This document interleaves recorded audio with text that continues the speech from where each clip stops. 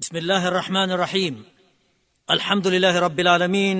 Wassalatu wassalamu ala Rasulillah wa ala alihi wa sahbihi ajma'in wa ba'd. Assalamualaikum warahmatullahi wabarakatuh.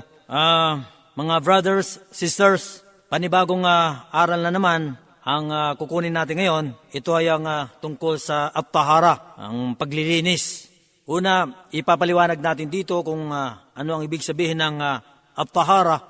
Sa literal na kahulugan, ito ay ang kalinisan at kadalisayan.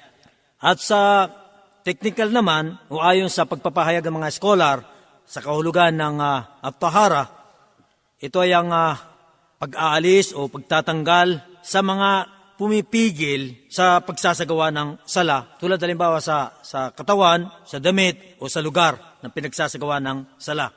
Nang lahat ng ito ay kinakailangang tanggalin ang mga marurumi o ano pa mang maaaring nakapipigil sa pagiging ganap ng mga ito. Ang isusunod natin dito ay ang bahagi ng at-tahara. Ang tahara o ang kadalisayan ay binahagi sa dalawa.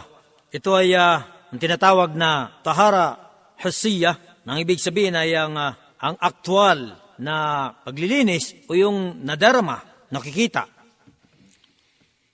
At ang pangalawa ay yung tinatawag dito na tahara ma'nawiyah. Nang ibig sabihin nito ay ang kalinisan ng spirito o ang spiritual na kalinisan. Kaya unahin nating linawin ang sinasabing yung nadarama o nakikita na paglilinis. Ito yung tinatawag na paglilinis sa al-khubath wal-hadath.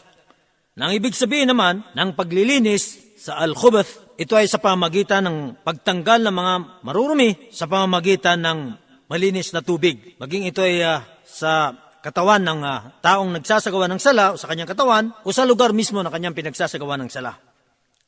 At yung namang tinatawag na taharatul hadath, ang paglilinis sa hadath. Ang hadath, ito ay isang paglalarawan sa Islam na kung saan ay kinakailangang matanggal ito upang maging ganap na malinis ang tao sa oras niya siya ay mag-aalay ng anumang uri ng pagsamba sa Allah. Sapagkat ito ay nakapipigil sa pagiging wasto at tama ng naturang pagsamba sa Allah subhanahu wa ta'ala. At ito naman ay binahagi sa dalawa. Ito ay sa pamamagitan ng tubig o di kaya ng lupa. Ang sinasabi naman nating tubig ay yung paglilinis sa pamamagitan ng tubig na tinatawag dito na sugra kapag ka ito ay wudu ang dapat nating isasagawa. At ito naman ay tinatawag na kubra kapag ka ang isasagawa natin ay al-ghusl o ang pagligo. Tungkol naman doon sa sinasabi natin sa pamagitan ng lupa, ito yung tinatawag na at-tayammum. At ito ay maaring gawin lamang kapag walang tubig o hindi kayang gamitin ang tubig. Ang ikalawang kalinisan, yung sinasabi natin kanina na spiritual, ikalawang bahagi ng kadalisayan, dapat din naman sa isang nananampalataya na maging malinis at dalisa ang kanyang panloob o kalooban, sapagkat ito ang siyang sinusukat sa halaga ng tao kung paano maging isang ganap na malinis at dalisay isang tao kapag siya ay malinis ang puso, ang sarili. Kasi sasabihin natin na maaring ang tao ay masigasig sa paglilinis, sa panglabas, pero yun namang kalooban niya ay hindi malinis. Kaya bilang isang sumasampalataya sa Allah, kinakailangan nating linisin ang panglabas at pangloob ng ating pagkatao upang tayo ay maging ganap na sumasampalataya sa Allah. Ang isusunod naman nating ipapaliwanag dito ay ang tungkol sa kahalagaan ng paglilinis. Ang banal na Quran ay sadyang napakaraming talata sa banal na Quran na tumutukoy sa kahalagaan ng paglilinis. Isa na rito yung matutunghayan natin sa Suratul Ma'idah na sinabi ng Allah subhanahu wa ta'ala, Ya ayyuhalladhina amanu إذا قمتم إلى الصلاة فاغسلوا وجوهكم وأيديكم إلى المرافق وامسحوا برؤوسكم وأرجلكم إلى الكعبين وإن كنتم جنبا فطهروا. Ang ibig sabihin nito, o kayong mga sumasampalataya, kapag nais ninyong isagawa ang sala, hugasan ninyo ang inyong mga mukha at ang inyong mga kamay hanggang siko at punasan ninyo ang inyong ulo at hugasan ninyo mga paa hanggang bukong-bukong. At kung kayo ay nasa kalagayan ng junub, ibig sabihin matapos makipagtalik, magkagayon, kinakailangan nyo maligo.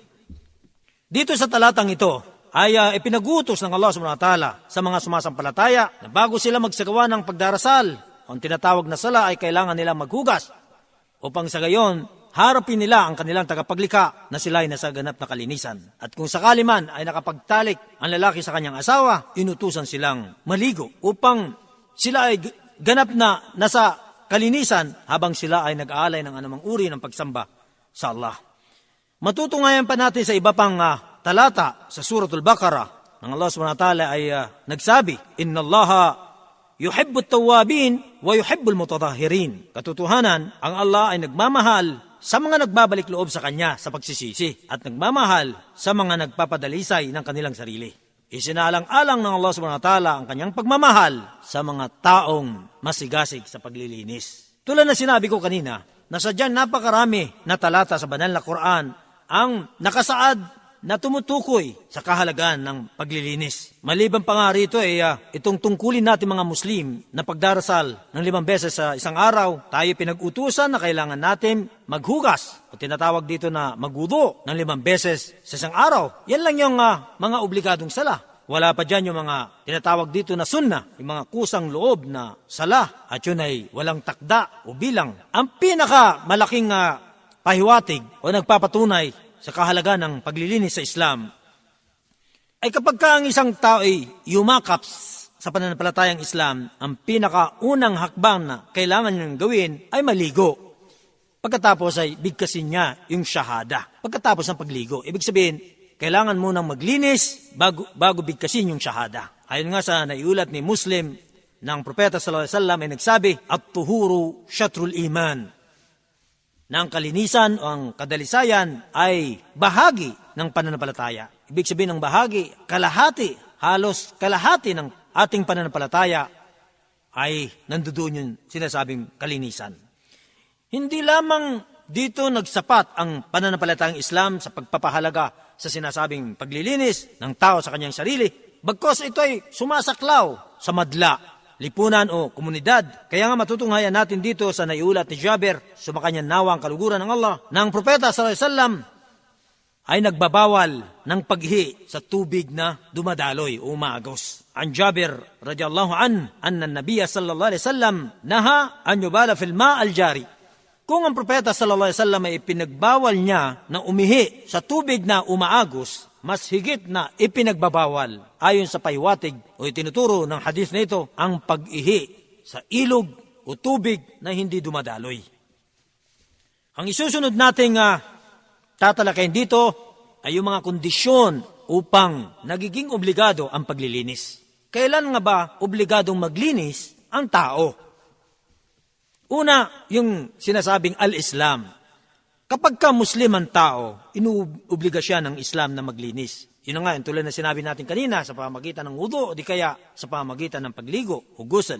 Dahil ang hindi Muslim, hindi inuobliga ng Islam na maligo. Dahil ito ay hindi sumasaklaw sa kanya. Pangalawa, yung nasa ganap na katinuhan. May mga tao na kahit pa man ito'y nasa tamang edad pero ang kanyang pag-iisip ay hindi ganap. Hindi kumpleto. Kaya yung mga taong katulad nito, hindi sila inuobliga sa paglilinis. Pero kung maglilinis, wala namang problema. Pero hindi sila nasasaklawan ng pag-utos na ito. Gayon din naman yung hindi pa umabot sa tamang edad.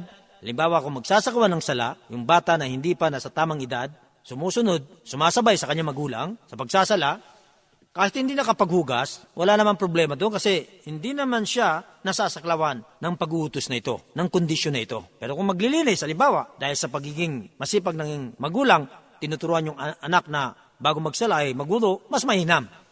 Pero sinasabi natin dito, hindi obligado ang tao na hindi pa nasa tamang edad.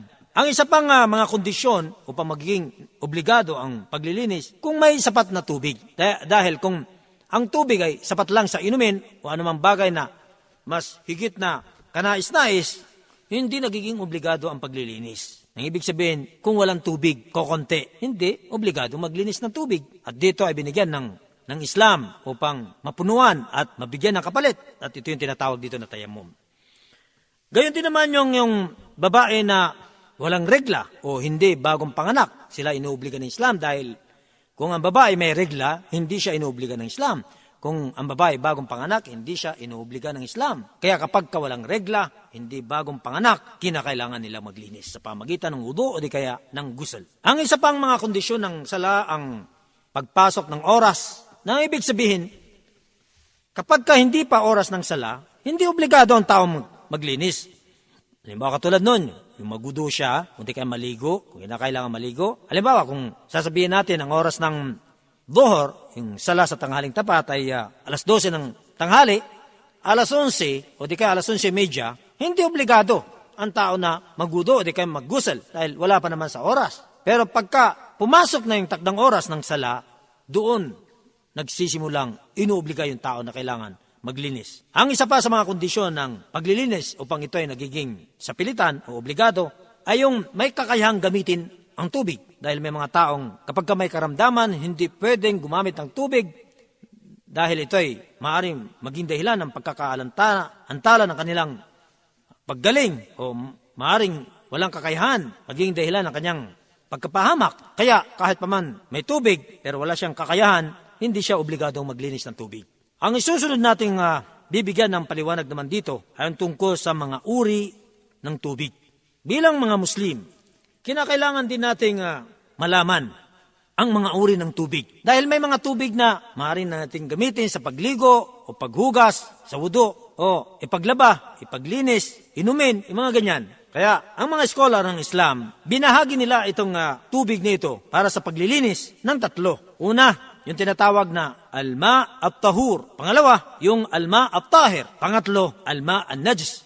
Isa-isa natin ipaliwanag ito upang maging malinaw sa atin lahat. Una, yung binanggit natin na alma at tuhur, yung ganap na malinis na tubig. Ganap, napakalinis. Ano ba itong tubig na napakalinis? Ito yung tubig na likas, na hindi nagbago, yung kulay, yung lasa, at saka amoy. Itong tatlo na ito, ang lasa, ang amoy, ang kulay, kapag ito ay hindi nagbago, ito yung tinatawag na likas na tubig at ito yung tinatawag na alma at tuhur. Ito ang ganap na malinis na tubig. Kaya pwede itong gamitin sa lahat. Ibig sabihin pwedeng gamitin sa pagwudu, sa pagligo, sa pag-inom, o iba pa. At ang mga tulad nito ay tulad ng tubig ng ulan, ng tubig ng dagat, ng balon, ng spring, ng tubig ng zamzam, ng tubig ng snow, o iba pa. Yung mga tubig na likas. Sinabi ng Allah SWT sa Surat Al-Furqan, وَأَنزَلْنَا مِنَ السَّمَاءِ مَاءً طَهُورًا.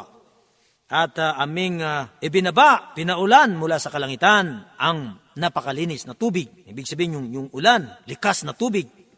At ang ikalawang uri ng tubig na binanggit natin kanina, alma at-tahir, ang malinis na tubig. Malinis siya. Pwedeng inumin, pwedeng ipaglaba, pero hindi siya pwedeng gamitin sa wudu o di kaya sa gusal o sa iba pang mga gawain sa pagsamba sa Allah subhanahu wa ta'ala dahil may limitasyon ang tubig na ito kung kailan at kung saan dapat gamitin. At ang dahilan nito, ito ay dahil sa nabago ang kulay nito o di kaya nagbago ang lasa nito o di kaya nagbago ang amoy nito dahil sa mga bagay na malinis din naman. Halimbawa, nagbago yung amoy ng tubig ng amoy ng sabon. Yung sabon, nalaglag doon sa tubig. Malinis yung sabon, yung tubig, nagbago yung amoy. May amoy na sabon. O malinis nga. Pwedeng panlaba, ipanghugas. Pero hindi pwedeng gamitin sa pagligo, gusel, o di kaya wudu. O ano pa man, langis. Nalagyan ng langis. Malinis yung langis. Lahat ng mga bagay na malilinis, na mahihalo sa tubig, na malinis, ay hindi pwedeng gamitin sa pagsamba sa Allah subhanahu wa ta'ala, sa paglilinis. Kahit pa masabihin natin na ito ay malinis, nananatili sa kanyang kalinisan. Halimbawa, katulad ng perfume, o di malinis yan. O nabuhos doon sa tubig. O yung tubig malinis, pero hindi pwedeng gamitin kasi ito yung tubig na tinatawag na alma at-tahir. Malinis siya, pero hindi siya pwedeng gamitin sa paglinis. Kaya nga naman, ang mga scholar ay may pagkakaiba ng kanilang opinyon sa bagay nito. At dahil hindi ito ang lugar o pagkakataon upang talakay natin ang kanilang mga opinyon, sapat na yung malaman natin na yung katulad ng tubig na ito na nahaluan o nagbago ang kanyang kulay, lasa o amoy, ito yung pangalawang uri ng tubig na hindi dapat ginagamit sa mga gawaing pagsamba sa Allah subhanahu wa ta'ala. Ang ikatlo yung tinatawag na alma an-najis. Na ibig sabihin ng alma an-najis, marumi. Yung tubig marumi. Bakit naging marumi ito? Ito ay dahil nagbago ang kanyang amoy, ang kanyang lasa, ang kanyang kulay.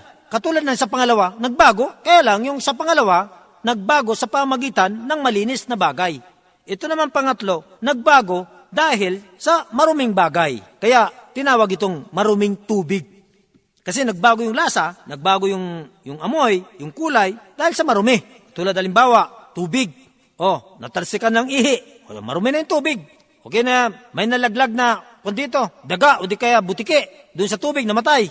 Naging marumi na yung tubig. Nagbago bumaho Itong tubig na ito hindi pwedeng gamitin sa pagwudo, sa paggusal, sa pag-inom, sa paglaba, sa lahat. Kasi marumi, hindi pwedeng inumin dahil nga marumi. Kaya ang isusunod naman nating tatalakayin dito ay yung kahulugan ng marumi.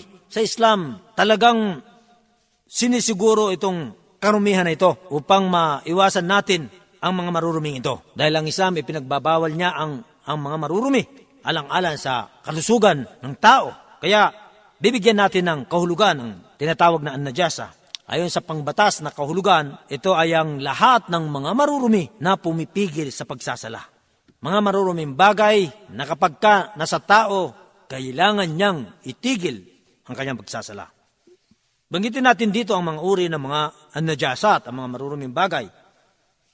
Una, tinatawag dito na an-najasat al-mughallaba, yung napakatinding marumi. Una, matinding marumi. Pangalawa, an-najasa al-mukhaffafa, yung magaan, kaunti na marumi. At pangatlo naman, an-najasat al-mutawassita, yung katamtaman, ang dumi.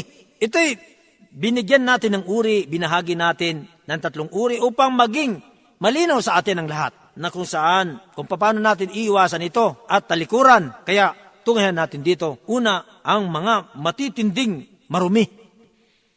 Ang mga ito ay tulad halimbawa ng aso, ng baboy, ng lahat ng nanggagaling dito. Tulad halimbawa ng kanilang mga laway, ihi, dumi. Ito, marumi ang lahat ng ito. Sa madaling sabi, ang lahat ng hayop ay malinis maliban lamang dito sa dalawang ito, ang aso at ang baboy. Batay sa sinabi ng propeta sallallahu alaihi wasallam, sabi niya, tahuru ina'i ahadikum idha walaga fihi al-kalb an yaghsilahu 7 marrat ulahunna bit-turab. Na ibig sabihin nito, ang pagiging malinis ng sisidlan ng isa sa inyo kapag ito'y nadumihan, nalawayan ng aso, kinakailangan ito ay hugasan ng 7 beses at ang pinakauna nito ay ang sa pamagitan ng lupa. Kaya tulad ng sinabi natin, lahat ng nanggagaling sa dalawang maruming hayop na ito, ang kanilang semen, laway ay marumi. Samantala, ang tungkol naman sa similya ng tao at ng iba pang mga hayop ay malinis. Batay nga doon sa hadis na naisaad, su'ila an-nabiy sallallahu alaihi wasallam anil mani yusibu thawba faqala innama huwa bimanzilatil mukhat wal buraq wa innama yakfika an tansahahu bikhirkatin o biidkharatin ad-dar kutni. Tinanong ang propeta sallallahu alaihi wasallam tungkol sa similya na nakadikit sa damit. Sabi niya, ito ay katulad lamang ng uhog o ng dura, kaya sapat lamang na ito ay pupunasan sa pamagitan ng basahan o tulad nito. Pangalawa, na sinasabi nating uri ng marumi, an-najasa al-mukhaffafa, ang magaan o kaunting marumi. Ito ay ang tulad ng ihi ng bata na hindi pa umabot ng 2 taon. Hindi pa kumakain ng pagkain. Dahil kapag ito'y kumakain na at pumasok na sa kanyang lalamunan, ang kanyang ihi ay marumi na at nagiging tinatawag dito na katamtaman. Yung kanina, kapag hindi pa umabot ng 2 taon, magaan. Magaan lang yung dumi, yung ihi ng bata. Pagka hindi pa humigit ng 2 taon ang kanyang edad, hindi pa kumakain ng pagkain. Pero pagka kumakain na, ito ay umabot sa 3 antas ng tinatawag dito na an-najasa al-mutawassita, na ibig sabihin ay hindi na mapapalampas dahil marumi na kapag ang bata ay kumakain na, higit na ng 2 taon.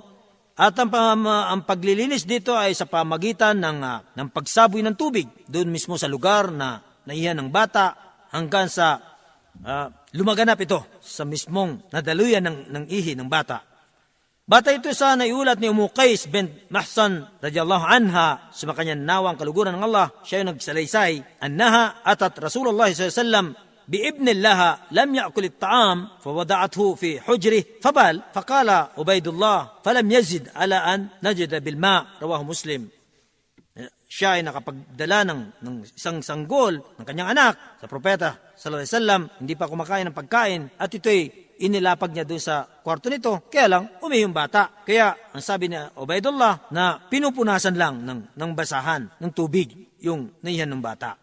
Ang ikatlo yung tinatawag dito na an-najasat al-mutawassita, yung katamtaman na dumi, at ito na yung sinasabi natin dito na mga iba pang mga najasa, marumi, na bibigyan natin ng linaw. Una, lahat ng alak, lahat ng uri ng alak ay marumi.